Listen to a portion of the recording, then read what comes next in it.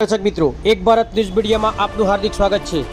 વડાલીના ધામડી ખાતે વડીલોનો વૃંદાવન કાર્યક્રમ 237મો યોજાયો, જેમાં લક્ષ્મીપુરાના સંત શ્રી સોહમપુરી મહારાજ ઉપસ્થિત રહ્યા।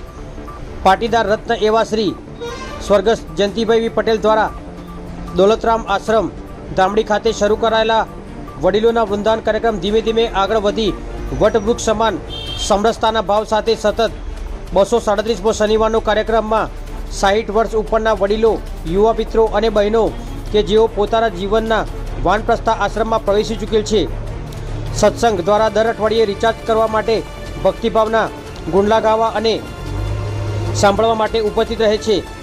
જે મોટી સંખ્યામાં આ વિસ્તારમાંથી એક ભગીરથ કાર્ય કરેલ છે, જેને બિરદાવવા લાયક છે। જેમાં આજના બ્રહ્મ ભોજનના દાતા ભોજપુરા ગામના ચૌહાણ પરબતસિંહ બાપુ તરફથી આપવામાં આવ્યું।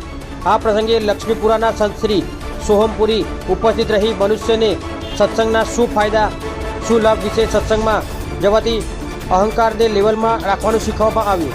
આ પ્રસંગે સંત શ્રી ધુળાભાઈ મહારાજ અને દશરથસિંહ બાપુ અને મણિરામ મહારાજ તેમજ લક્ષ્મણદાસ બાપુ અને ભગવાનભાઈ, ભારતીય કિસાન સંઘના પ્રદેશ ઉપાધ્યક્ષ શામળ કાકા અને ભારતીય જનતા પક્ષના પીઠ કાર્યકર્તા શ્રી વાલજી કાકા ઉપસ્થિત રહ્યા હતા।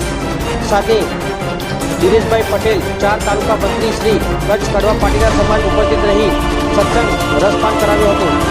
આ પ્રસંગે વડાલી તાલુકા પંચાયત પ્રમુખ શ્રી અને સંસ્થાના પ્રમુખ શ્રી ભરતભાઈ પટેલ દ્વારા આજના દાતાઓનું સન્માન કરવામાં આવ્યું હતું અને આગામી 250મો વડીલોનો વૃંદાવન કાર્યક્રમ જીપીએમસી ન્યૂઝ દ્વારા યોજવામાં આવશે, જે પ્રેસ રિપોર્ટર શ્રી દિનેશભાઈ પટેલ દ્વારા જણાવાયું હતું।